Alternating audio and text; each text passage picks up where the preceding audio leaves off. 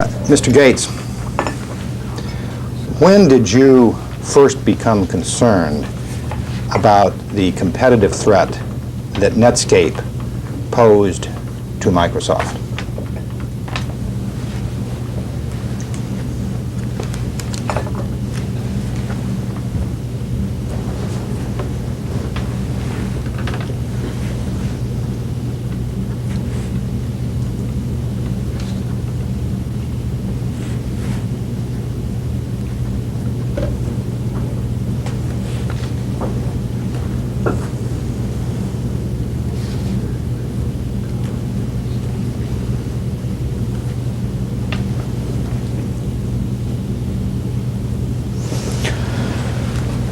I know by late '95,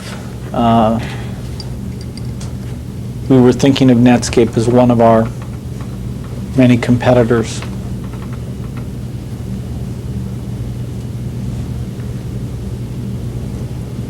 So I think it would have been around then.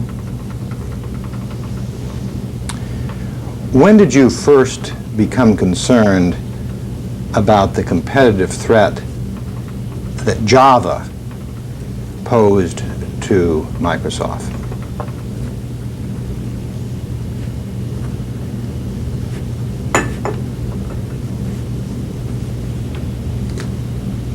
Well, Java as a computer language does not pose a competitive threat to Microsoft. There's some runtime work that various companies are doing with different APIs, including Sun, that represent platform competition. So you have to be careful how you talk about Java. Do you talk about Java as a competitive threat to Microsoft, Mr. Gates? There's a lot of documents and understanding inside Microsoft that Java, the language, which if you take the term Java on the face of it and in some context is what it refers to, that's not a competitive threat. In fact, we are the leading vendor of Java language development tools. Sometimes in the right context, when people use that term, they're talking about various runtime activities, but you have to look pretty carefully at the context. My question right now doesn't go to what various people within Microsoft have said or believe. My question goes to what you have said. Have you referred to Java as a competitive threat to Microsoft?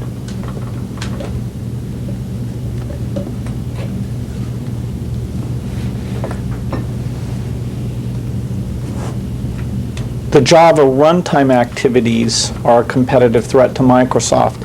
Java itself is not. So if I use the term Java, that way I'm careful to make sure people know I'm talking about the runtime piece. Have you sometimes, as a shorthand, referred to Java as opposed to what you now say as the Java runtime activities as a competitive threat to Microsoft?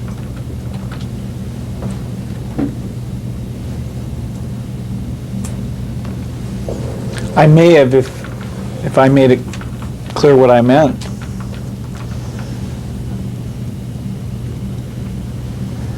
And by making it clear what you meant, can you explain what you mean by that? To draw the distinction between Java, the language, and the runtime activities around Java, the APIs being created there by various companies. Have you received email from people that describe Java as a competitive threat to Microsoft? Well, inside Microsoft, the context of the various pieces of Java, including in a lot more detail than I've had a chance to explain to you so far, is well understood.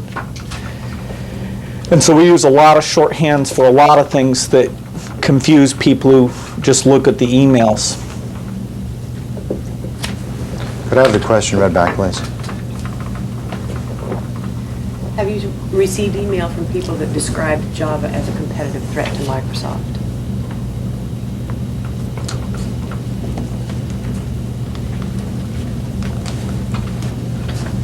Under the scenario I described, it's possible that people would do that in email.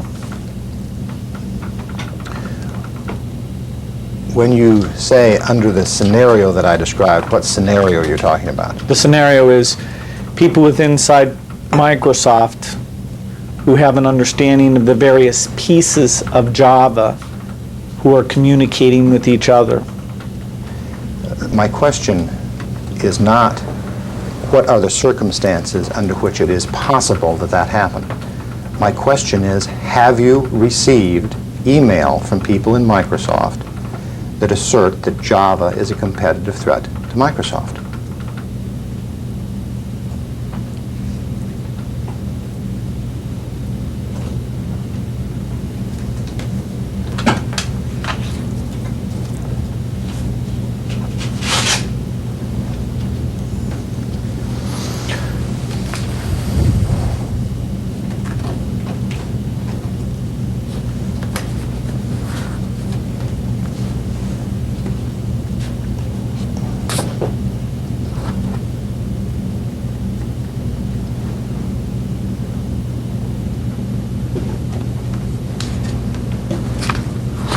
It's possible there's someone who, having the right context about the pieces that are entailed in Java, may have used that as a shorthand for the piece we consider a competitive threat.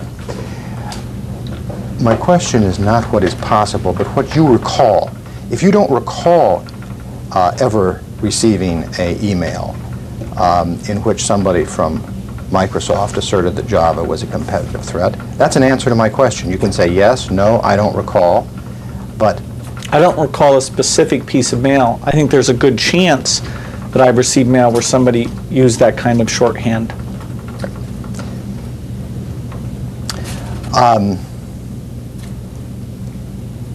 Now, have you used that kind of shorthand? That is, have you personally asserted that Java is a competitive threat to Microsoft? Well, I always object to you acting like the assertion stands by itself. There's a shorthand that I've told you about. So no, I've never asserted that statement. We use the term Java in a variety of contexts, and if you want to show me a context, I'll answer. But the assertion on the face of it is wrong unless somebody's using the term Java in a very special way.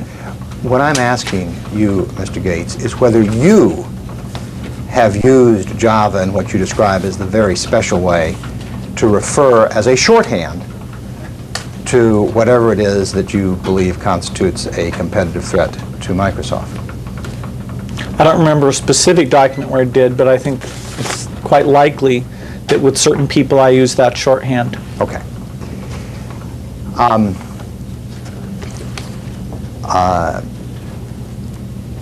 When you use Java as a shorthand in describing Java as a competitive threat to Microsoft, am I to understand that what you mean in that context is to refer to what you have described here as the Java runtime activities?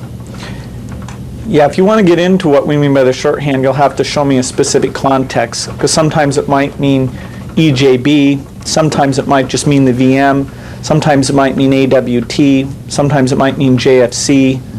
I mean, but I'll be glad to clarify any particular case. You have to have the context. If necessary, we'll go through each one context by context, although that's obviously a lengthy procedure. But let me see if I can try to get some general principles. When you refer to Java as a competitive threat to Microsoft, what do you mean?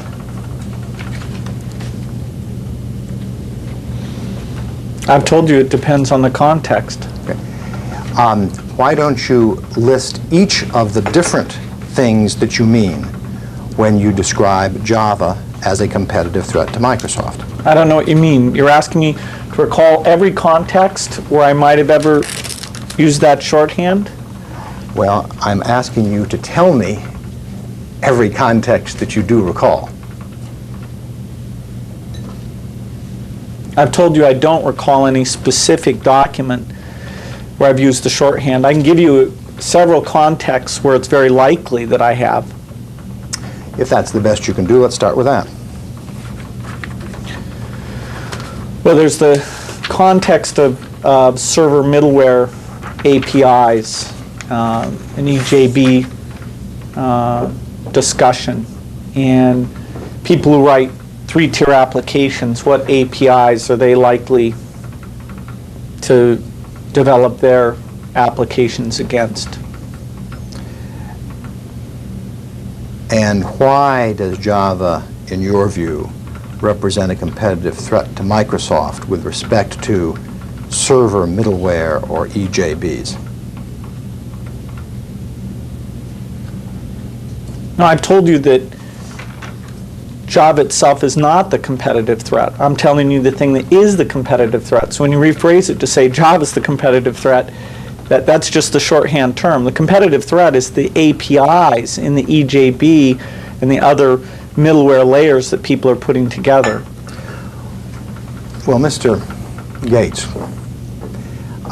in your view, does Java play itself any role in what you view as a competitive threat to Microsoft? Java the language? Yes, let's start with Java the language. No. Okay.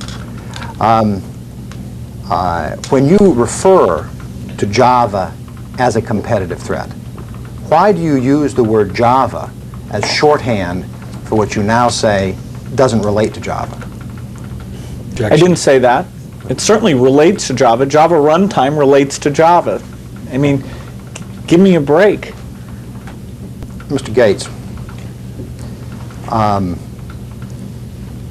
you know perfectly well that you and lots of other people within Microsoft describe Java, J-A-V-A, without talking about runtimes or EJBs or server middleware.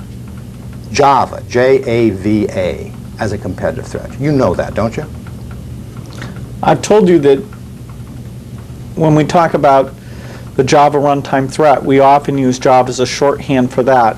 We haven't come up with another term for the Java runtime competitive threat in its various forms. When did you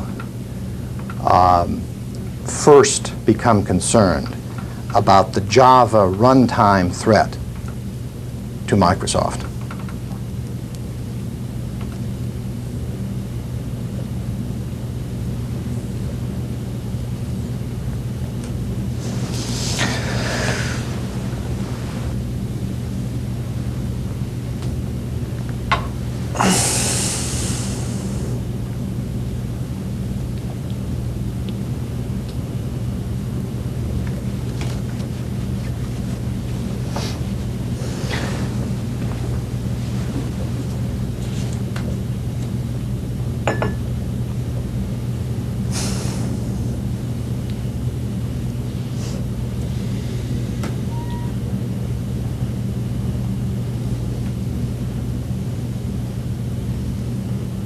There have been a lot of changes in the strategy of Sun and various people. I know there was talk about Java in the second half of '95, but I don't think we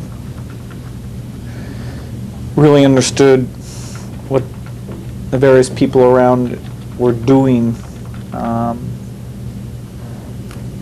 Sometime in '96, when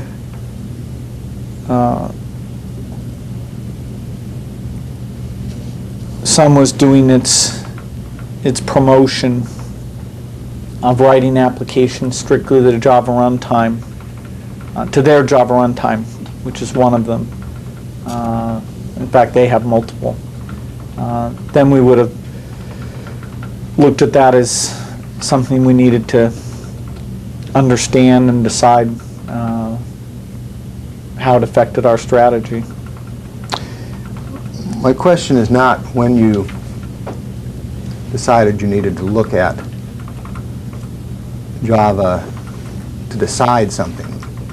My question is, when did you first conclude that what you have referred to as the Java runtime threat was a competitive threat to Microsoft? Objection. Well, it gets a little complicated because there's some of the, even the runtime pieces of Java that we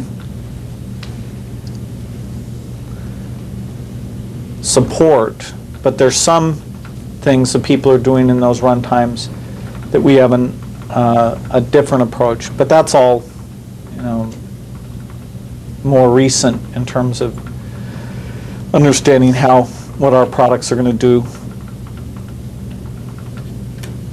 My question is, when did you first conclude that what you have described as the Java runtime threat was a competitive threat to Microsoft?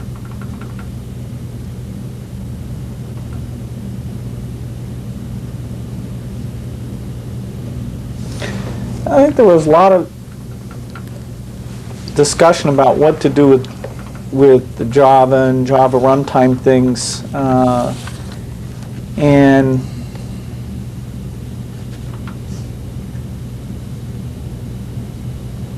there was a part of what Sun was doing that by late '96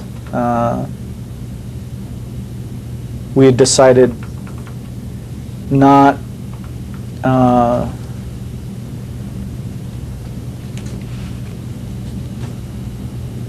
there's some extensions they were doing in late '96 that we thought of as competitive.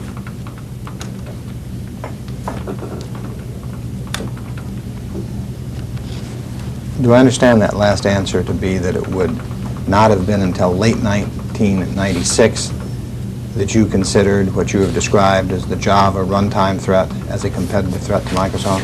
Well, you used the word conclude, and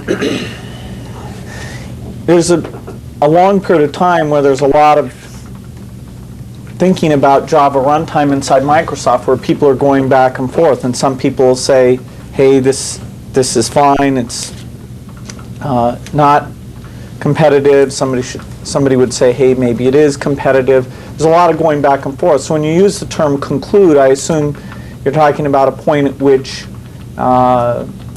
there's a clear opinion and not just a lot of debate, even my view being established. And so then I think you've got to go as late as late '96 before there's much clarity at all. I think you may have answered the question, but I want to be sure, because my question relates not to what other people were saying within Microsoft, but what you believed.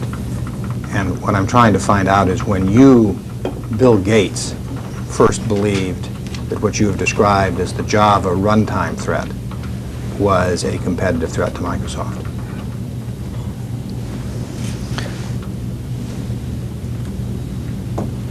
Well, you used the word conclude. Actually, in this last answer, I used the word believe. The last question, I used the word believe. So you're changing the question. Well, if believe and conclude is different for you, I'll ask it both ways. Yeah, it's very different. Okay, then let me ask the question so the record is clear what you're You don't want to let me answer the last one? Or if that's what you're going to answer, let's read the question back so that we're sure. And would you reincorporate the question so that the record is clear that what follows is intended to be a response to this particular question?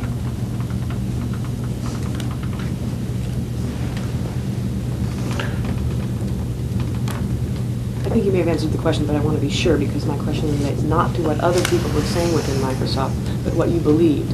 And what I'm trying to find out is when you, Bill Gates, first believed that what you have described as the Java runtime threat was a competitive threat to Microsoft.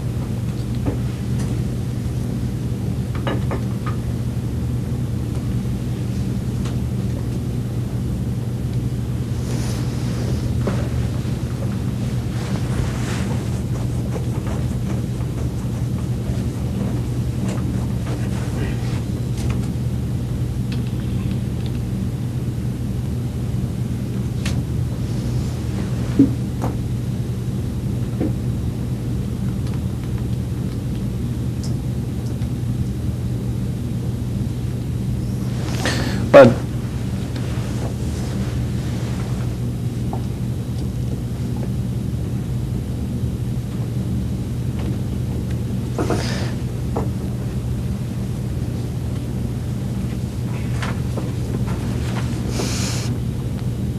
In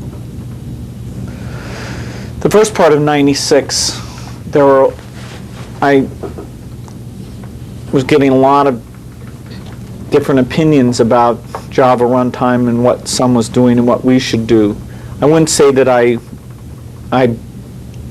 believed firmly that it was a competitive threat, because that all depended on what Sun was doing, what other companies were doing, and what we were going to do. By late '96, I think I had a view that what Sun was doing was a competitive activity. When you talk about having a view that what Sun was doing was a competitive activity, do you use the term activity to mean the same thing that you meant before when you used the term threat? Well, you were the one who used the term threat. I'm not quite sure. It was competitive. Is something that's competitive always a competitive threat? I'm not sure. Mr. Gates, I think the record will show, and if necessary, we can go back to it, that you used the term Java runtime threat. Do you recall doing that? Yes. Okay. Now, That's not the same as competitive threat. well, when you use the Java runtime threat phrase, what did you mean by threat? I meant that it was competitive.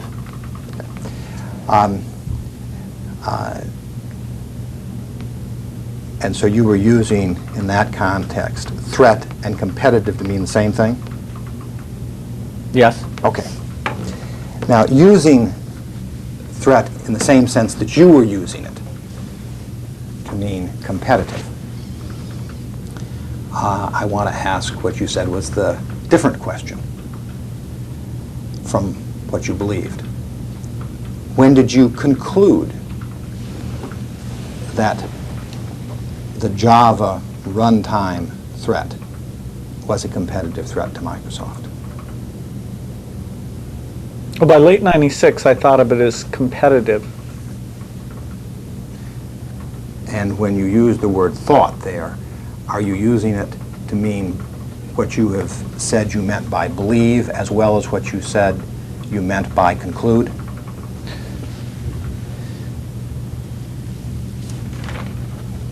I mean, by then, it was pretty clear to me it was another thing we had to think of in terms of the list of the competitors, as opposed to earlier, where I wasn't sure of that.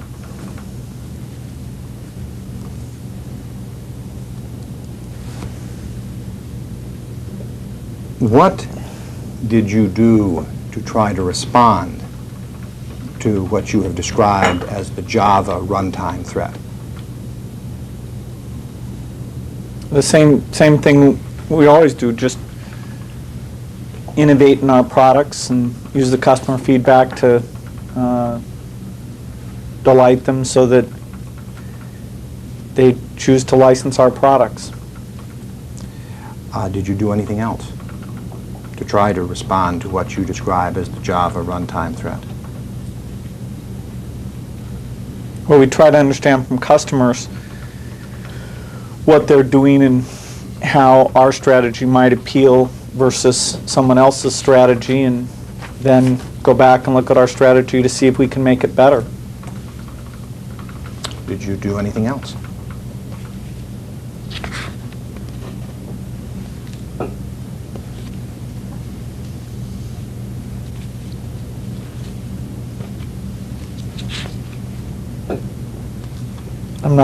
I'm not sure what you mean. I mean, our whole activity here, everything we do really comes under what I just described. Everything Microsoft does comes under what you've just described. Is that your testimony, sir? Mm-hmm. Well, sir, does trying to undermine Sun come within the activity that you've just described? Object. I don't know what you mean by that. You don't? No. Have you ever had discussions within Microsoft about the desirability of trying to undermine Sun because of what Sun was doing in Java? I said to you, part of our activity is to go out and work with customers to see what it takes to have them choose to license our products, and that's in competition with many other companies, including Sun.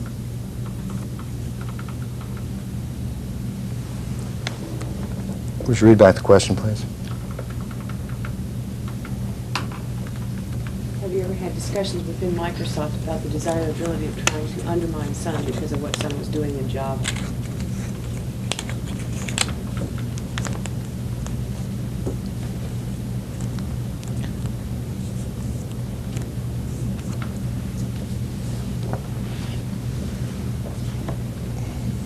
We've certainly had discussions about making our products better than Sun's and other competitors in any area that people might think of them as desirable.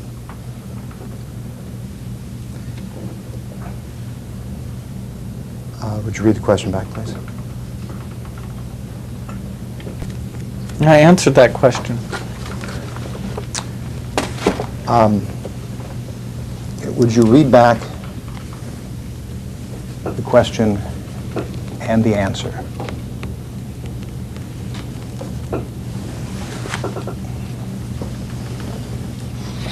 Question, have you ever had discussions within Microsoft about the desirability of trying to undermine Sun because of what Sun was doing in Java? Answer, I said to you, part of our activity is to go out and work with customers to see what it takes to have them choose to license our products, and that's in competition with many other companies, including Sun.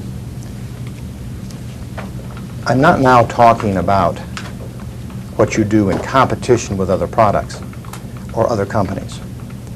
What I'm talking about is whether or not you've had discussions with people within Microsoft in which you've talked about the need to undermine Sun, using those words, if that'll help you, within Microsoft. I don't remember using those words. You don't? No. You think you did use those words? You just don't know one way or the other? I don't know. Would it be consistent with the way you felt about Java for you to have told people that you wanted to undermine Sun?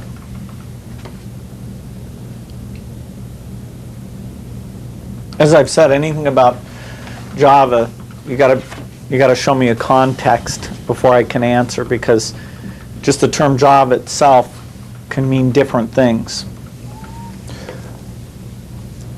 Well, let me try to approach it this way. Mr. Gates, have you ever told anyone, regardless of what you meant by it, that you wanted to undermine Java, or undermine Sun, or undermine Java because of Sun? Any of those? And to be, I said I don't recall using that word. Would it have been consistent with the way that you felt about Sun and about Java for you to have used that word?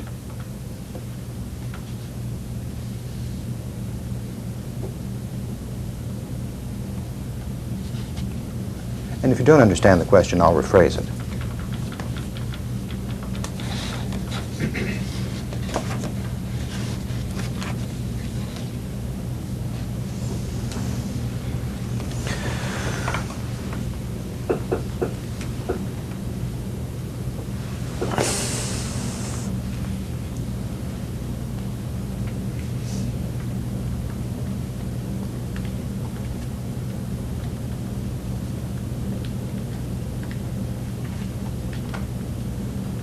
Well, Sun's message to the market and ours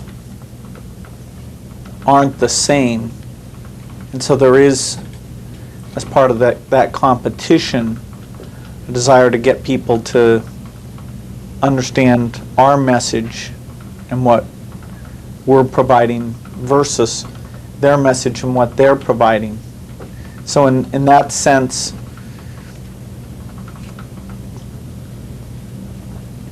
there could have been a discussion around that topic. But I still don't know if the word undermined was ever used.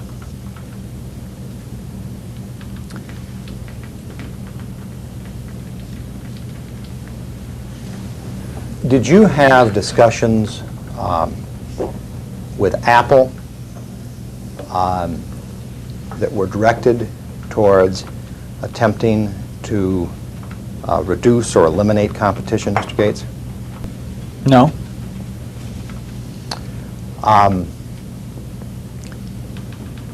Did you have discussions with Apple in which you were trying to get Apple to agree to help you undermine Sun?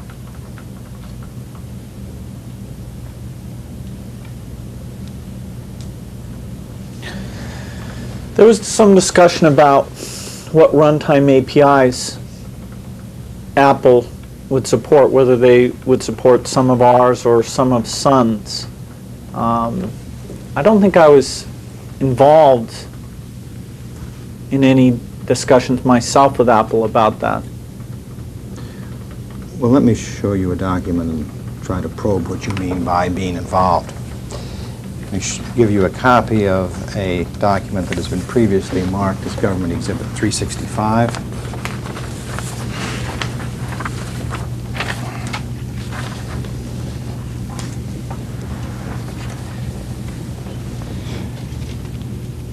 A portion of this document is an email message from you to Paul Moritz and others.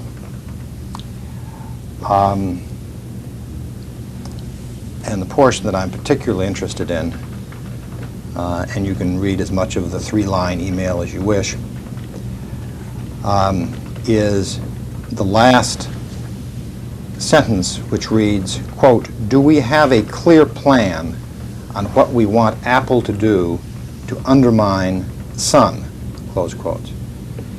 Did you send this email, Mr. Gates, on or about August 8th, 1997? I don't remember sending it. Do you have any doubt that you sent it? No, it appears to be email I sent. You recognize that this is a document produced from Microsoft's files, do you not, sir? No. You don't? Well, how would I know that? Well, do you see the document production numbers down at the bottom? I have no idea what those numbers are. Do you recognize this as the form in which email has been printed out by Microsoft? I don't know what that means. It's all email printed by anyone looks just like this. So the fact that it looks like this doesn't give you any clues to who printed it. Well, let's begin with that, sir. Email printed out by other people are not stamped with Microsoft confidential stamps and Microsoft document production numbers. You would agree with that, would you It not? has nothing to do with printing out. Do you understand my question, sir? No. Okay. Do you see down at the bottom where there are confidential stamps and a stamp that says attorneys only and document production stamps? Do you see those? I see the stamps. I can't characterize whether they're document production stamps. To me, they look more like you'd see on a prisoner's uniform. So that you don't have any knowledge about these stamps. It is your testimony. You don't I've know never what they seen are. a stamp like that. I've never used a stamp like that. Haven't you seen stamps like that in every single one of the documents that you've been shown during this deposition? Can you get me all the exhibits? Yes. The one that has this document production stamp and this confidential stamp down in the bottom right-hand corner, is that the one you mean, Mr. Gates? Is that a stamp? To me, that's not a stamp. Let me go back to the email, Mr. Gates.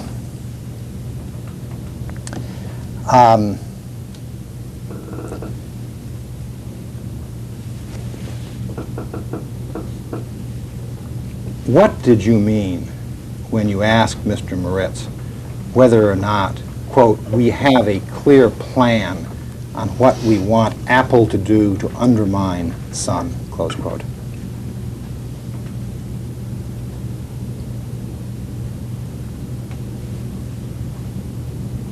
I don't remember.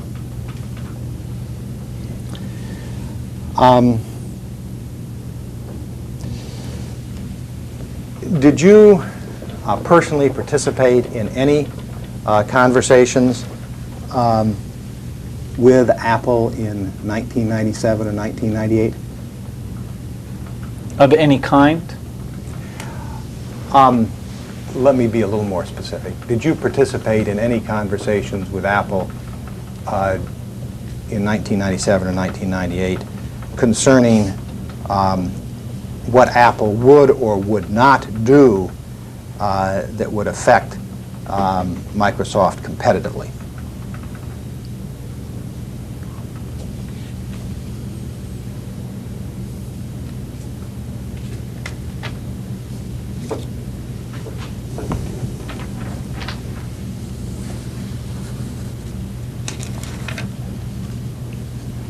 Well, there were some conversations with Steve Jobs about Microsoft Office.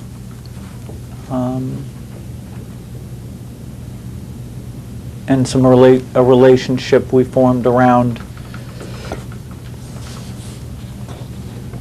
that and some other issues.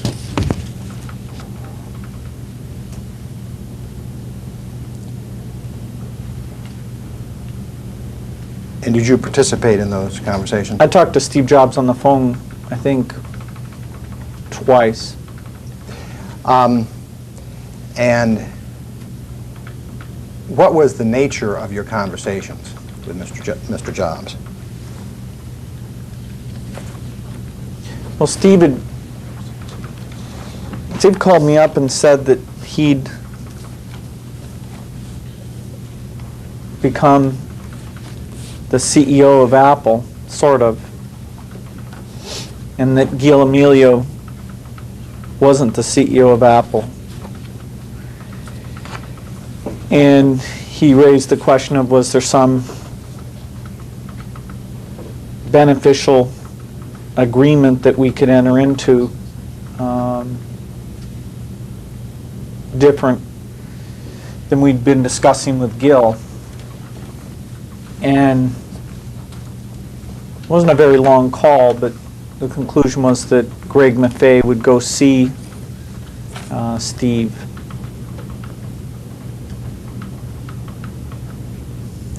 What is Mr. McFay's title? At that time, What is his title today? his title today is CFO. Of Microsoft? Mm-hmm. Chief Financial Officer? Mm-hmm. And what was his title at the time? I think treasurer.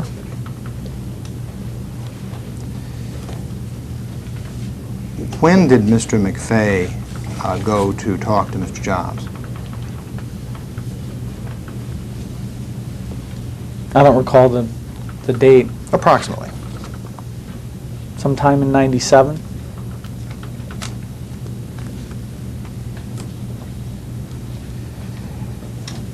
This was after your conversation with Mr. Jobs? Yes.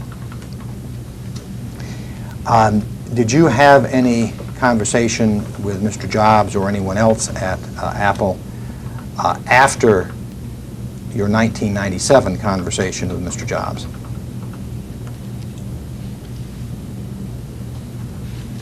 I had a brief conversation with him again in '97,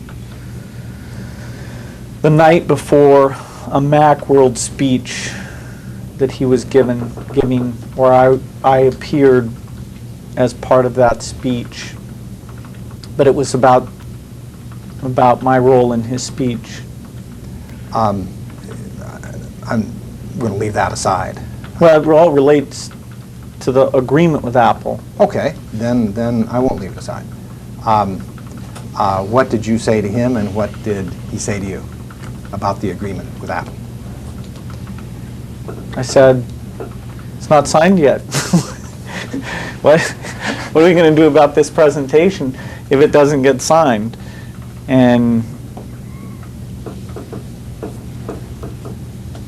he said he hoped it would be signed, and then we talked about the logistics of appearing by video conference in the middle of his speech.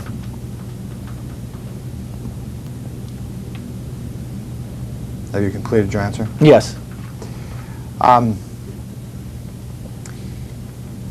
Other than the two telephone, or I guess one telephone conversation, one in person, was the brief conversation you just recounted one in person? No, that was on the phone. That was He on was the in phone. Boston, I was in Seattle. That's why I had to do a video conference to be in his speech. So that both of your conversations with Mr. Jobs in 1997 were by telephone? Is that correct?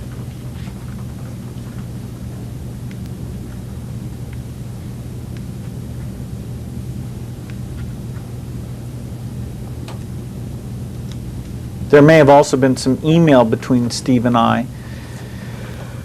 I don't think there were any more phone calls, but the two I've described are both phone calls. There were no face-to-face meetings that I remember. Other than the two telephone calls and leaving email aside, did you have any conversations, either by telephone or in person, with any representative of Microsoft in 1997 or 1998? Yes. Other than the two telephone conversations with Mr. Jobs that you have already identified, during 1997 or 1998, did you have any conversations by telephone or in person with any representative of Apple?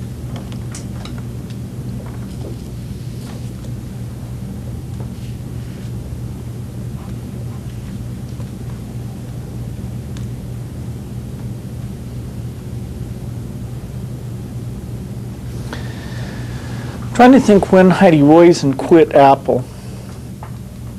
I think she had quit by 97, but I'm not sure. Yeah, I'm pretty sure she'd quit by then, so no, I don't think so. Do I take it from that answer that you had a conversation with Heidi Rosen? At some point in time that I can't remember, yes. Okay. Other than your possible conversations during the period with Heidi Rosen and the two telephone conversations in 1997 with Mr. Jobs, did you have any other conversations, either by telephone or in person, with any representative of Apple in 1997 or 1998?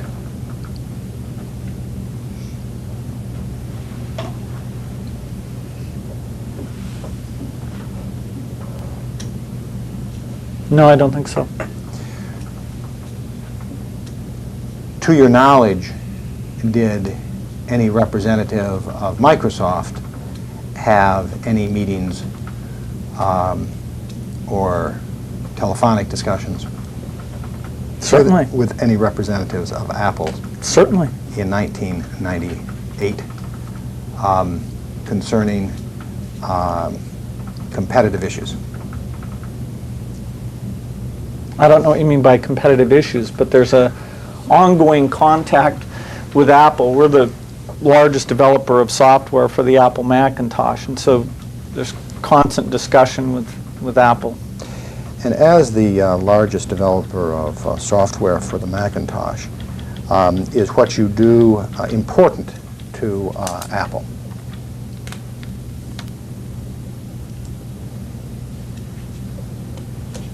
Sometimes it doesn't seem like it. We always think of it as important, but sometimes they don't treat it that way. Sometimes they do. You mentioned discussions with respect to Office. Would you explain for the record what you're talking about there? Microsoft Office. Microsoft Office for Macintosh? Yes. And was it your understanding that Microsoft Office for Macintosh was believed by Apple to be very important to them?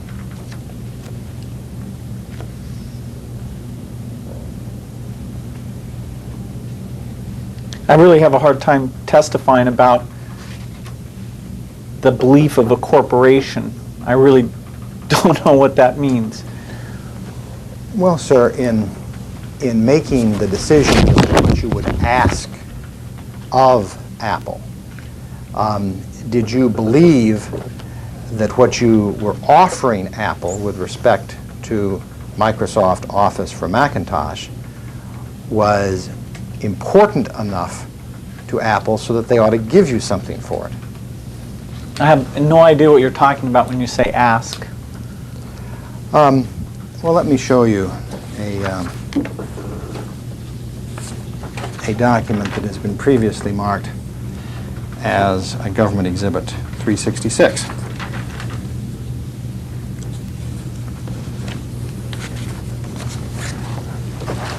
Thank you.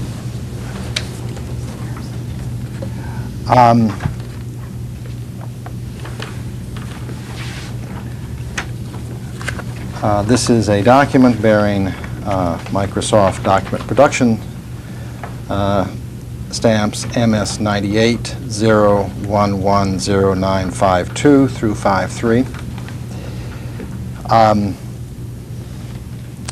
The first part of this purports to be a copy of an email from Don Bradford to Ben Waldman with a copy to you, Mr. Moritz, and others on the subject of, quote, Java on Macintosh /IE control. Did you receive a copy of this email on or about February 13th, 1998? I don't know. Do you have any reason to doubt that you received a copy of this email? No.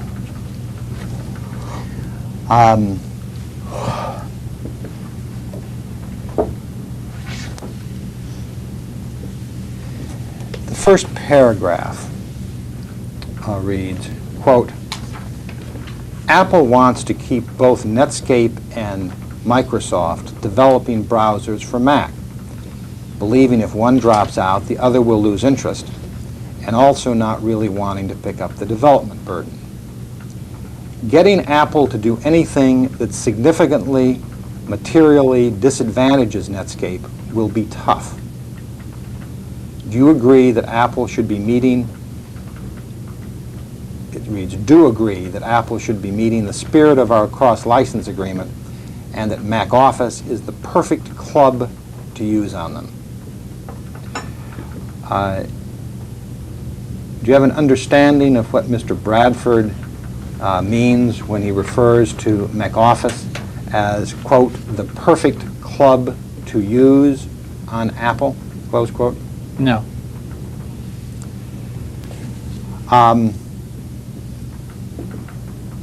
The second sentence of that paragraph, the one that reads, getting Apple to do anything that significantly, materially disadvantages Netscape will be tough. Was it your understanding in February of 1998 that Microsoft was trying to get Apple to do something that would disadvantage Netscape? No. Do you know why Mr. Bradford would have written this in February of 1998 and sent a copy to you?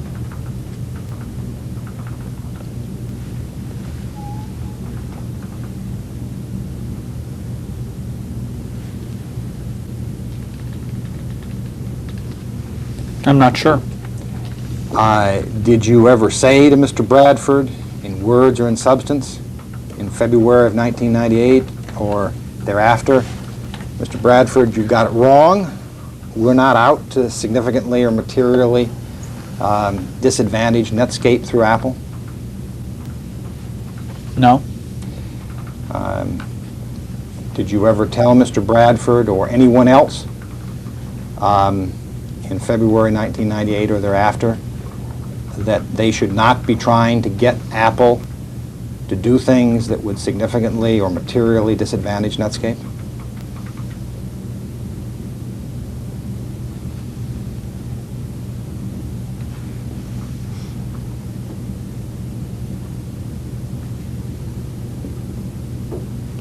No. All right.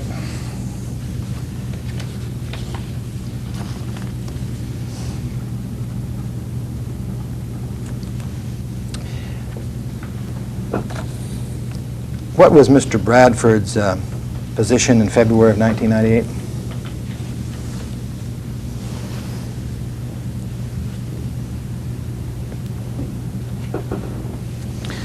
I think he had a small group in California that worked I'm not sure who he worked for. He probably worked for somebody who worked for Silverberg. No.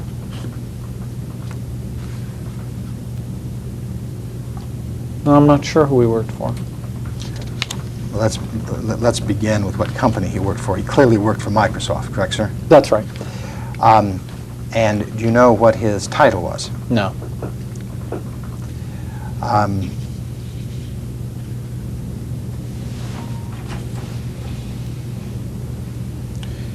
Do you know who Mr. Waldman is? Yes. What was his title in February of 1998? I don't know. What were his responsibilities in February of 1998? He ran a group that was doing Macintosh software.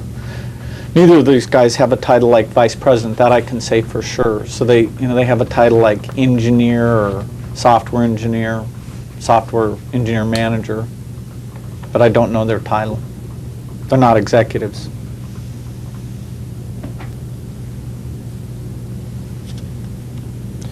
In addition to you and Mr. Moritz, copies of this go to David Cole, Dave Reed, Charles Fitzgerald, and John Devon. Do you know what Mr. Cole's position was in 1998? Yes. What was it? He was the VP. Actually, I don't know the VP, but he was a VP working for.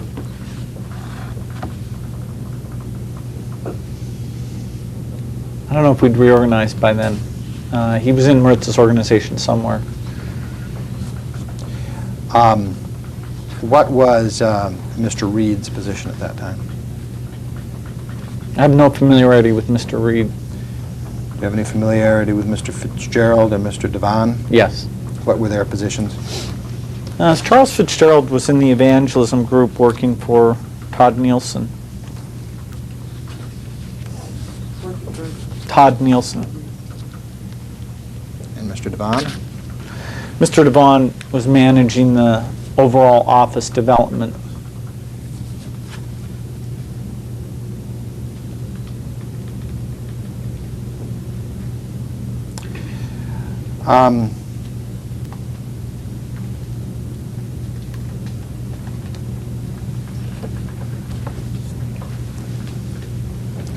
Did you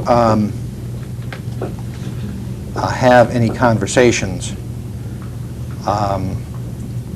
with anyone within Microsoft as to what position Microsoft should take with Apple in terms of what Microsoft should ask Apple for in return for Microsoft developing Mac Office? What time frame are you in? 1997 or 1998? Well, it actually makes a big difference. We reached an agreement with Apple in 1997, and I'm not aware of any agreement other than the 1997 one. Could I have the question read back?